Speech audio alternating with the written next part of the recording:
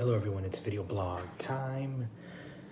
This will be the second video I do like with this format where I'm just kind of scrolling through a website of my choice, today being YouTube again, and I just talk about what's in front of me. So I'm on my timeline scrolling, and obviously I would see a combination of videos ranging from videos that are similar to the videos I've just watched recently, videos YouTube throws at me for whatever reason, and the third being videos that I'm subscribed to. So for some reason that seems to be less nowadays. 1 second. There we go. If you can see me a little better. Not that you need to see me super well, but yeah, so that's kind of what I'm seeing right here. I've done one other video like this already, and I think it went pretty good, so I just want to keep going forward with this. Let's see what the first thing I can talk about is. Some of the videos I'm seeing are in the same subject of what I talked about last time, so I'll skip over that. But, oh, this is good. I've been looking up a lot of like amateur astronomy videos lately because it's something that I've liked for a long time. I kind of mentioned it in the last video blog that I like astronomy. Now, by no means am I like any good at it. I'm still pretty stupid when it comes to, I don't have a lot of knowledge, I don't have a lot of experience, but I purchased a Nexstar 6 SE several years back, and it sucks to say, really, but not the telescope. It sucks to say what I'm gonna say, but I haven't used it that much. I wish I could use it more. To be honest, it's actually quite good. It's really good. In the times I have used it, it's definitely several steps up from like your cheap telescopes that you would find like at your normal stores, like a Target or somewhere like that, and not to mention those are useless or anything. I'm not saying that. Those are actually kind of handy, to be honest with you, because like I got a real cheap like $40 telescope too. I can take that out with like one hand and look at something maybe like with the moon, and it's quite good. You can see the planets, the planets that are like Saturn, Jupiter. For most people that don't do this sort of thing, even with like a $20 to $40 telescope, you can see the rings on Saturn, and you can see the moons on Jupiter, and that's quite that blows people away, to be honest with you, when they see that for the first time. It blew me away as well, because you read about it and you watch, I don't know, TV, and you see pictures all your life, and it's amazing that you can go that long without actually seeing it with your own eyes in an eyepiece, and that never fails to just stun me every single time I see it, especially with this new telescope, with the Celestron Nexstar 6 SE. That's the one I bought, and I want to use it more. I want to go out to. That's another thing. Like, when you see it, because you'll be on the road. Like you make a quick stop, you look up at the sky in the middle of nowhere, and you're like, whoa, isn't that amazing, right? Like, and it's amazing how you can go so long without seeing that. Yet the stars are there every single time you got a clear night, and you're in the city or something, and it doesn't even have to be a huge city, just like a city with with lights. You look up, and it's not as good as what it could be, when you're like on a desolate road, desolate area, and with nothing around, you look up, and it's amazing. So you point your telescope up to something like that, and you're gonna be blown away. So just recently, I kind of it may have been that last video blog, I don't know, just kind of thinking about it, that I just started watching more videos, and like I'm no expert at all. In fact, I'm quite the opposite of that. Amateur astronomy is not something that you just like instantly can jump into and be like a lot. You need years and years of experience in several different areas. Math is something that sometimes goes not sometimes, does go very well with astronomy. You need it. I'm not that good at math, so there's so many different facets to it that are tools to being good at astronomy. and I lack in a lot of those areas. But just in the idea of thinking about it and learning about it, I'm up for that. I'm up for the challenge. I enjoy it. I someday want to devote a lot more time to it. So just watching videos of like a newbie, you know, it can be quite fun as well. Plus, if you're one of those people that have never really paid attention to it and it kind of like intrigues you, yeah, just look it up. Like if you look up the telescope that I have, Nexstar 6 SE Celestron, look that up and put like Jupiter or put Saturn along with that, those keywords, and you'll see like right away, like you can see lots of stuff with it with your own eyes. You don't have to say like, if you're one of those people that are like, oh, it's not real, you know, people lie, NASA lies, or what, you know, you see it all the time. I follow a lot of different space agencies on my Instagram, many different channels, and I look at their posts and they're beautiful. And yeah, a lot of them are composites. A lot of them, some of them are animation, depending on what it is. Like say black holes, they'll show you an animation. So I guess some people believe it's real, but no, I mean obviously, yeah, those are animated. You know, like a supernova drawing. You know, yeah, of course. But when you see like Saturn and the stuff that like our satellites and the probes are taking pictures of, like this is real. I mean, I just saw Mars earlier today. I saw Saturn earlier today. I saw Jupiter earlier today, and the moons around Jupiter. Like this is, you just buy a telescope and check it out for yourself. It's amazing. It's all out there. Scan your telescope around. It's beautiful. It's amazing. Some people don't like to think about it. Some people don't like to think about the big questions, you know. So I think a lot of people do though, and some don't. It's a lonely feeling, maybe, the fact that you don't know the truth of what the truth is, right? But at the same time, I think that's one of the biggest things we have as people, as a species, to ask these big questions. And the truth of the matter is that no one truly 100% knows, and that's like insane to me that we've been around this long and we don't yet science goes forward, theories go forward, and we become more knowledgeable as a species, and it's because we're asking those big questions and going forward. Are there secrets to the universe that maybe we don't all know? Yeah, probably so.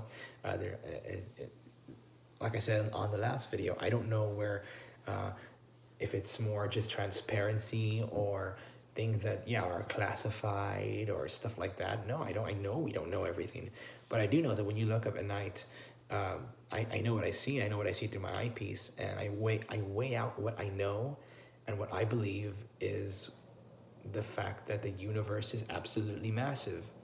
It's massive, and that still goes along with the Christian beliefs that I have, and I've never had a problem with that.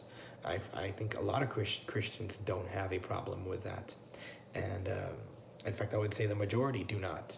So I don't want to go into that right at this point, maybe in a future blog. But no, in terms of astronomy, I love it, and I want to devote myself more to it when I have the time, and when I do have the time, even now, like just little videos here and there, and yeah, that's that. I mean, let me move on. I'll never forget the first time I saw a clear sky, like in a really good low light area. Just the way it all started with Venus. Venus was like popped out. Okay, there's Venus, right?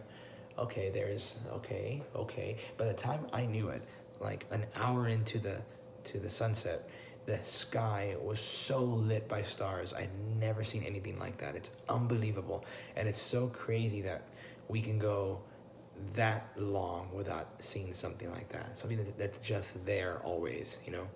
Yeah. Let's see, what else? Oh.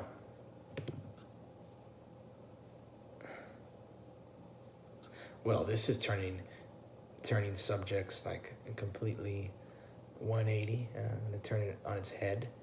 Let's see. Let's go 180 to something else. I don't know what would qualify this as a 180 turn, but I don't know. It's different. Buffalo wings. I like buffalo wings. I love buffalo wings, and I tried the Anchor Bar a couple days ago in San Antonio. I'd been meaning to try the wings there, and they're very good, very solid. I'd compare them a little bit to, how can I say, which one was it? If you're familiar with Pluckers, there's some in Austin, San Antonio, I think.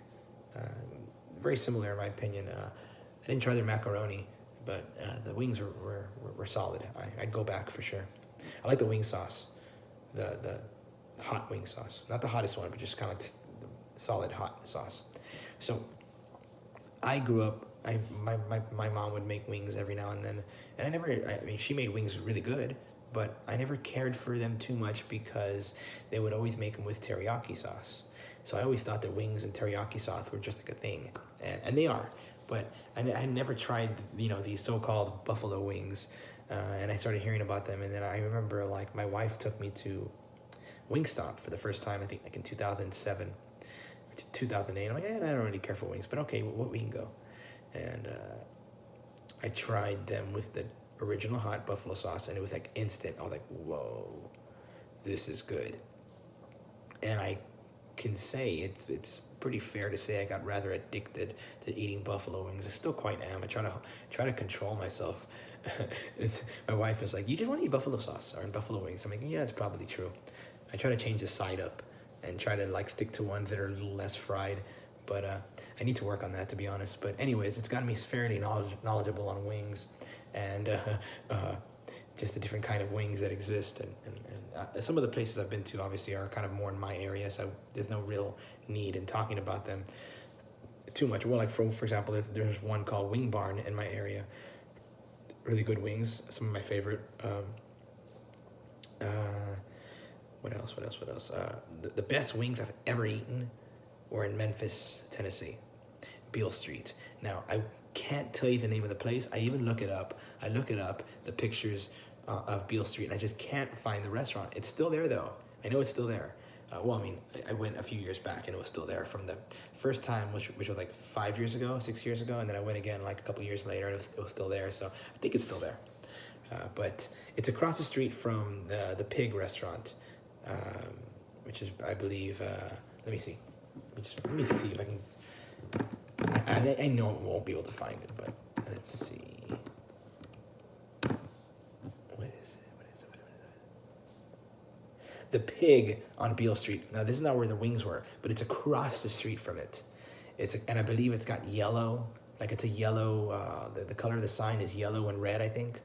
And you just walk right in. It's quite small. They have sandwiches, and they have some wings, and the wings are fried.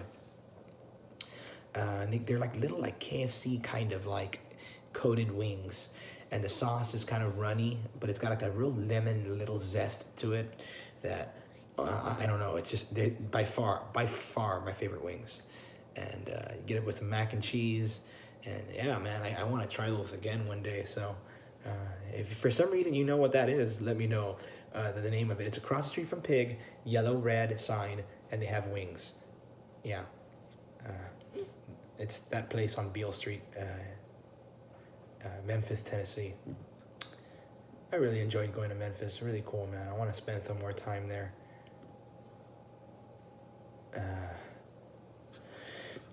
Yeah, so wings, those were the best I've ever had, in my opinion.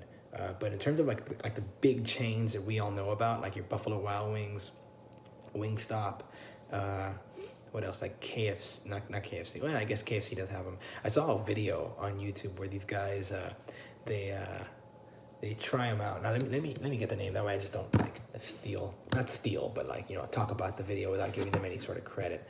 Let's see, wings.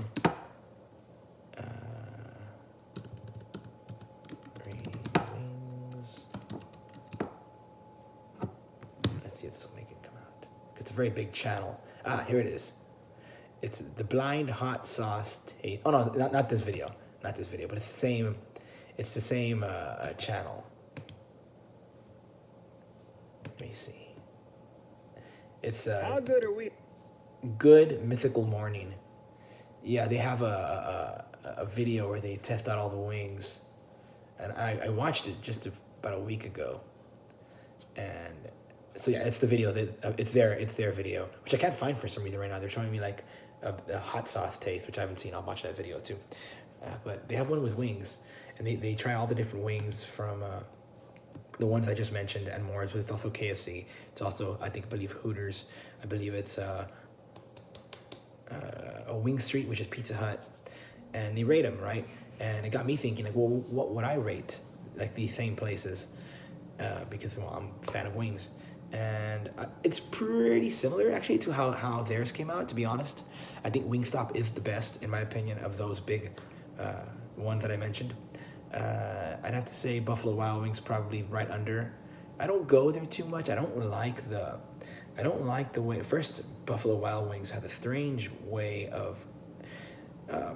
Not that the people they hire, like it's I mean, it's different. I mean, it's not different actually, because I've been to several Buffalo Wild Wings across the country. They tend to get like, I don't know. I don't know if this is the problem, but I do know that for some reason, they hire a lot of really young people, and that's not a problem. I've been to a lot of places that hire younger people that do fine, great. But for some reason, is it just me, or does Buffalo Wild Wings tend to like the service is always kind of like somewhat slow? Like it's a lot of employees like talking to each other, kind of hanging out in a corner, and then kind of like, oh, did you, okay, yeah, what's your order? I don't know why that is. I don't know if it's they think you're watching TV or because they have all the TVs on, but I've noticed and I've searched it, and I noticed a lot of people complain about that, and that is something for sure. When I go, it's kind of like the service is very, very slow. It takes forever for wings to come out, but the wings, for the matter, are good. They're very solid. I like the wing sauce. I especially like the wild sauce, second to hottest. The fries, I really love the fries. Actually, they're very thin. I like them. So I like Buffalo Wild Wings, the food, but is it a little expensive? It might be, but the fact it's not that it's expensive to me that I don't like. It's the option, and this is where Wingstop excels. Like. Buffalo Wild Wings, I believe, if it hasn't changed, it's you can order 5 wings or 12 wings. Now that's problematic to me because I don't know any. Let me make sure this is right, because I don't want to say it wrong. I want to make sure I got this right. All right, timeout. Clicking ASMR, typing, go. Let's see. What was I gonna search? I forgot already. Oh yeah, Buffalo Wild Wings menu. Let's see this. All right. I know that's always the problem when I go. It's just like, no, this is not. Well, okay, here we go. The snack is 5 wings. That's $6.99. Then small is 9 wings for 11. That's a little expensive. That really is actually pretty expensive. But I don't think I always see it as 5 wings or like 10 wings or 12 wings. In the boneless, they have a 7 wings. That's good. For $8, I would get that. I'm not the biggest fan of boneless wings versus traditional, but if I had to pay for 7 wings, $8 versus the snack, which is 5, that's not enough if I'm hungry. Or small, 9. 9 is good. 9 is good. I like ordering 8 wings, to be honest. That's perfect for me. But for 11, like that's a little problematic to me. I've seen different, to be honest. I want to say I've seen 5 wings as a snack, and then like 12 wings, as in like there's no in between. But if 9 is good, it's just that 11's a lot for that. I don't think that comes with fries. So you add that on, you add the drink, and that's a lot of money for that. Let's see.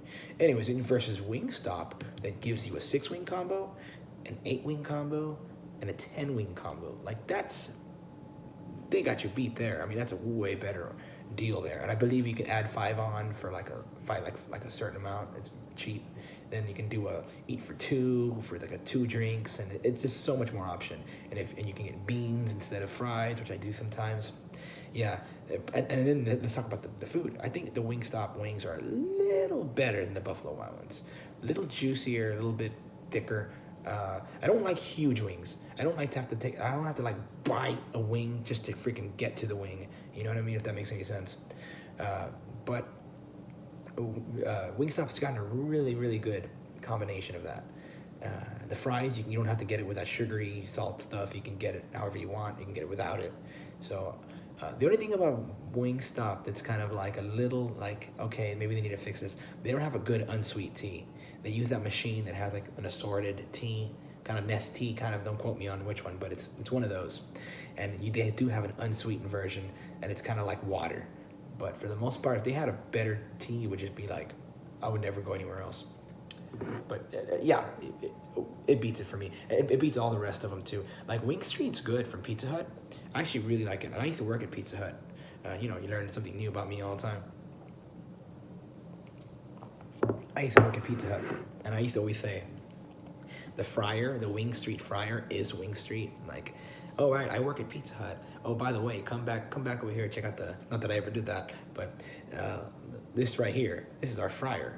It's called Wing Street because that's all that Wing Street is, a fryer, you know? It's like, that's what I always thought. But the wings are good. Like, there's nothing wrong with the wings. I think that I don't know if they sell them anymore, but the ones that were coated with the fried versions, those were always, I never really cared for them. The fried was just too thick. But the traditional ones, good, very good. The boneless were good too. There's something kind of funny with the Pizza Hut menu when it comes to the wing sauces. Let's see, Wing Street. Wing Street menu, let's see. By the way, they're miles better than the old Pizza Hut wings they used to have. They were pretty much out of the box. They were sauced out of the box. Like, they had like, you know, I never like when wings have the sauce on them before you cook them, because it's like the sauce just gets in the wing, and it's not a sauce anymore at that point. Yeah, those were very good. Let's see. The funny thing about the Wing Street sauces is that I believe their hot sauce is like their super hot sauce. For example, it's called Buffalo Burnin' Hot. But if someone says, I want hot sauce at Wingstop or say Buffalo Wild Wings, you will get a hot sauce. It's not, you know, not your Inferno level, not your even under Inferno level, which like at Buffalo Wild Wings would be wild, right? Not too hot, but for some people it's really hot. At Wingstop, there would be Atomic, and then it would be Cajun, which is original hot with some like spice in there, right? But if someone asks for hot at either of these two, you get the standard hot. It's not hot. It's solid. It's a nice little kick, but nothing big. If you get hot at Pizza Hut, they give you Buffalo Burnin' Hot, and that's their Inferno sauce. And granted, it's not like Atomic or Blazing at Buffalo or Wingstop, but it's hot. Like, it's pretty hot. Like, if you want your just solid hot and you get Burnin' Buffalo Hot, you're gonna be like, whoa, whoa, whoa, whoa, whoa, whoa. And it's kind of, I always wondered why they just wouldn't, like when someone says hot, they're like, oh, okay. Like, they probably want Buffalo Medium, actually, when it comes to the Wing Street deal. Buffalo Mild has got a really kind of funky taste, in my opinion, from Wing Street. Never really warmed up to it. And yeah, that's what I got to say about those. It is called Buffalo Burnin' Hot, but they got to say that when people ask, oh, I'll get the hot sauce. Because they probably think it's just like your medium, but they have a medium, see? Yeah, it's kind of problematic in my opinion. Wings are good, and they're expensive. They suffer the same thing where Pizza Hut just doesn't want to give you a good deal, you know? They want you to either this or that, and it's just like, just too much. KFC had it for a little bit. I don't know if they still have the wings. They're okay. KFC makes good chicken, but I don't know about the wings. Domino's is an interesting one to me because people bash them a lot, but I happen to think the Domino ones, they're very like, they're kind of like the Pizza Hut wings before Wing Street, like kind of soggy, kind of, they have the sauce on them already. But there's one thing different that I'll say that made them better.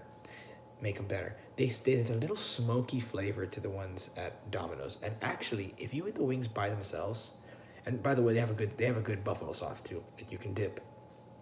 That's another little footnote here. I get my wings plain. I like to dip the sauce as I go along. I don't like them glazed in it. It's just too much sometimes.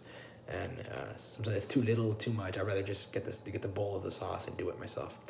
Every time people do it, they say, oh, every time they see me do it, I'm going to try that. And they end up liking it more like that.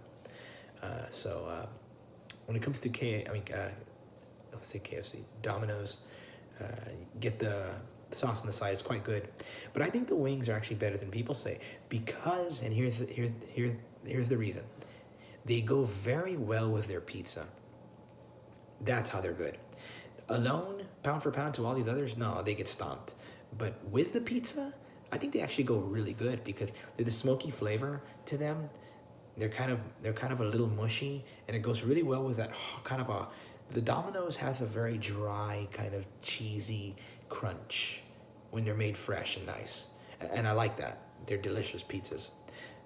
With the crunch and the flavor of the Domino's pizza, I think they're very, very. It goes very well. It's complemented by the wing that's kind of mushy and smoky. That's what I think. I think they're better than people say. Pound for pound, like versus these other, yeah, they're no. The wing itself, the ones I mentioned already are better. The Hooters wings, man, it's been so long since I've tried them.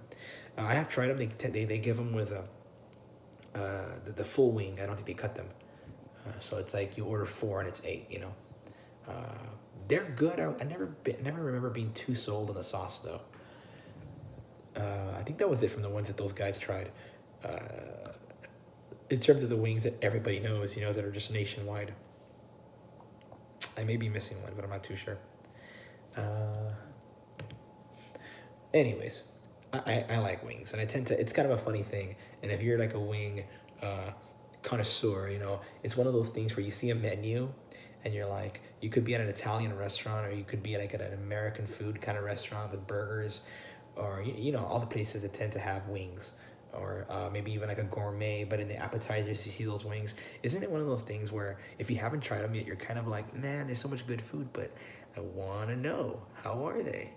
And sometimes it's like they took chicken wings out of a Tyson bag and just threw them on there. There's no love, Granted, you make Tyson, out of a bag at home and you have some good wing sauce, it can be okay. But you go out and pay for that. You want a little more love in the recipe. And it's not always the case, but there's that little voice in your head that like, what if these are the best ones I've ever had? I don't know. From wing aficionado to another, you probably know what I'm talking about. So you never know. So it's like you just keep on trying them. And I had some very, very pleasant surprises that way. Being places where you don't think you're going to have good wings, and all of a sudden it's like, whoa, this is actually really good. I'm glad I tried them. And sometimes it's like, yeah, this was not the right choice. But it's all in the adventure, I guess. So anyways, let's see what else.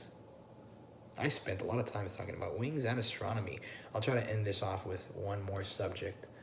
Let's see. Let me go back to YouTube. I'm not following or subscribed to any sort of wing channel. I don't know even if there is one. And let me see a quick search. Let's see, wings, buffalo wings. Buffalo wings channel. Let's see. I think there might be, but more about that later.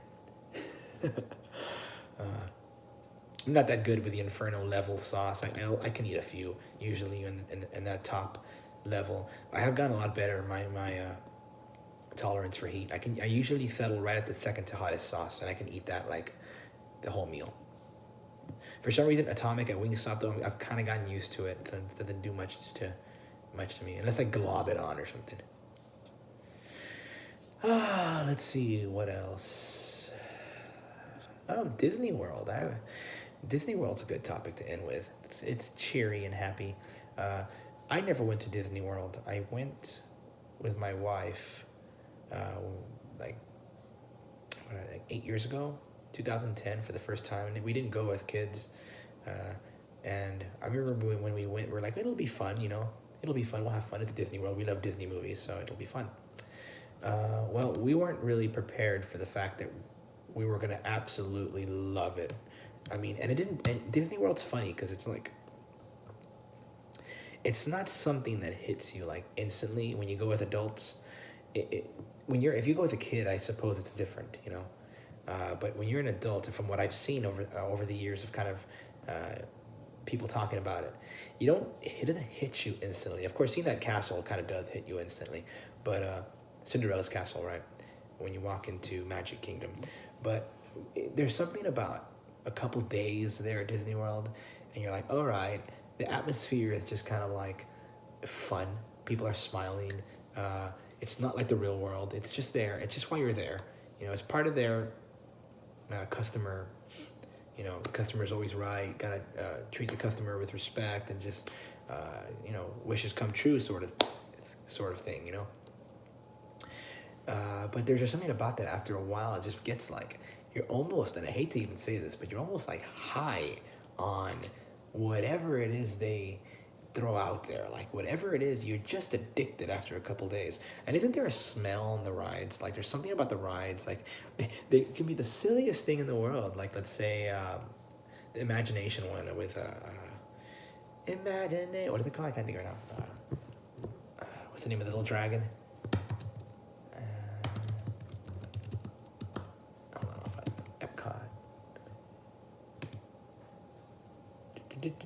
Oh, it's Figment. Yeah, Journey into the Imagination with Figment. It could be the most silly little ride like that. But there's just something about the way it's done and the no spared expense, the lighting, the sounds, the smells, and it's like it's got you after a couple days. And after a while, on the fourth or fifth day, you're just like, oh my goodness, it's the funnest thing I've ever done in my life. Yeah, it's so weird, but that's the way it is. And you can think whatever you want about Disney. I know, you know, especially right now. There's a lot going on, you know, in the country with this business of Disney. I mean, with this company. I'm sorry. You know, you could be like it, hate it, whatever. But the truth of the matter is, they have put a lot into these parks, and I really think that's their bread and butter. Like that's what keeps them what they are. Like without the parks, like it's nothing. The parks are everything to Disney, and those parks in Florida, like I haven't been to the others, but the one. Oh, and by the way, after that first year, me and my wife went back every year for 7 years. So we haven't gone 10, 11, 12, 13, 14. Yeah, so we've gone 7 times to Disney World in those 7 years. And it's been about a year and a half now. So it's like, actually, let me think, actually almost 2 years. So my daughter was born and it's just not working into the equation yet. But it's at this point, we had gone so much that like it felt like, well, there wasn't anything new for us. But the thing about Disney World is that you can always find something new. And like if I just go with my wife, we had been there so many times that it's like we can take it slow. Like we don't have to like, oh my god, we have to see this, we have to see that. Like when we take new people, it's like we wanted to see certain things, so we gotta like rush and we gotta like, and it's fun too. It's fun no matter what you do. That's the cool thing about it. But now it's been almost 2 years and there's a lot of new stuff. So now the next time we go, it's gonna be like we're gonna be the new people. You know, you're gonna have to relearn it somewhat because there's a lot. I believe by the time we get over there, Star Wars Land will probably be open. I think, and then the Avatar stuff, and there's a lot of new stuff going on. But there's something about it, man. I don't know, I just think how happy everyone is. I think that's the main thing. I think the people make it. And then, you know, that with the perfection that goes into the, just everything around, you know, the way the landscape is, the scenery, it's just perfect. And that's something that I think combined with the mood of the whole place, yeah, it can be quite addicting. I definitely miss going out there. So yeah, let's see. Is there anything else? I mean, I could talk about Disney for a long time, but this is already 33 minutes, so I'll just, I guess, let me go to 35 minutes, and that'll be it. I think my favorite, I don't know, I can't pick a favorite park, but Epcot and Magic Kingdom at this point, like, there's a lot to do there. Now I hear Hollywood is just really getting better and better and better, but and Animal Kingdom as well are catching up, but there's just certain things like a Haunted Mansion. Like it's so simple, and not the making of it, but just the whole experience is simple. It's fun. It's kind of campy, but it's just something about it. You can lose yourself, like, and you can totally go back to your childhood by just. I mean, the idea of just being careless and having fun. You can drop all the stress while you're there. And I mean, sometimes you can, sometimes you can't. I've been stressed at Disney World where I'm thinking about like my music and stuff, but I try to drop it. Like sometimes I just watch, like, sometimes I just have fun watching other people having fun. Like it's just part of the experience, you know, when you see people like for example, when you go see Mike Wazowski, which is a cool little show, a comedy show there. you go see the show, it's funny every time because it's different every time. But if you don't get a good crowd, it's not as good. When you get a great crowd, and they always pick on the audience, and when you get one that's really good, it just makes it that much better. Like the crowd experience at Disney World is part of it. Anyways, until next time, rock on.